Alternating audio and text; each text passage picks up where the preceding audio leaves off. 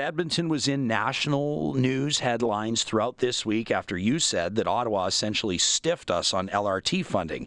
Ronna Ambrose, a Spruce Grove-based member of Parliament, said, yeah, sure, Edmonton can come back and we'll give them the $135 million or so that's outstanding, the extra dollars that Calgary had sprinkled toward their project, but we don't announce spending during election campaigns. And I think everyone that's paid attention to election campaigns went, huh? You're giving $1 billion to auto sector. You're giving $4 billion to dairy. You absolutely announce spending during election campaigns. You have sort of a bemused look on your face right now. Well, I wanted to make sure that we had clarity on this for Edmontonians' sake, because we had applied under an older program which had a 25% cap, because that was the only federal money that you could get at the time. And in order to keep the Valley Line moving forward, we played ball under that 25% cap. And I think we would have lived with that if we hadn't seen announcements immediately before the federal election in Ottawa and Toronto and Calgary for billions and billions of dollars at 1/3 of the project cost. And so at the time, I wrote to Minister Ambrose and politely asked to be considered and to get some reassurance that they would address this inequity in the funding. And we spoke on the phone, and she said that it was something that she would take back, but that she couldn't resolve before the election. And she didn't say no, she didn't say yes. And I said, okay, well, this is probably going to be an election question for you. And so it arose again during the election.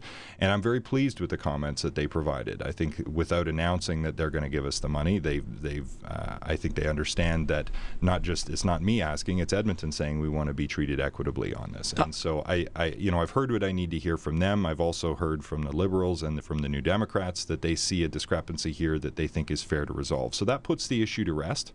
I hope, and time will tell once we have a government to formally ask again. I don't want to read into this too much, and I've editorialized at length on these airwaves about this kind of inferiority complex that Edmontonians have, where, at first everybody fights to be taken seriously on the national stage and we get super upset when people poke fun at us. But then to combat that, there's this beautiful sense of security, of confidence that Edmonton also has. We walk with a swagger. We say, you're going to mock us? We don't care, because we know what the deal is here, and you wish you could live in a city like Edmonton. Well, both of those factors are at play. We saw that this summer with the jerk from Toronto who was talking trash about Cathal Kelly around the soccer stuff. And I think old Edmonton would have written, an 800-word rebuttal and said, here's why you're wrong. The new Edmonton just says, who cares what that guy thinks? Mm-hmm. He's got less Twitter followers than you, Mayor. We are going to stand up for equitable treatment for our city against other Canadian cities. Do you still have to fight for that as mayor? Is Edmonton still overlooked a little bit, even compared to Calgary? No, in this case, I think the instinct has been to treat cities fairly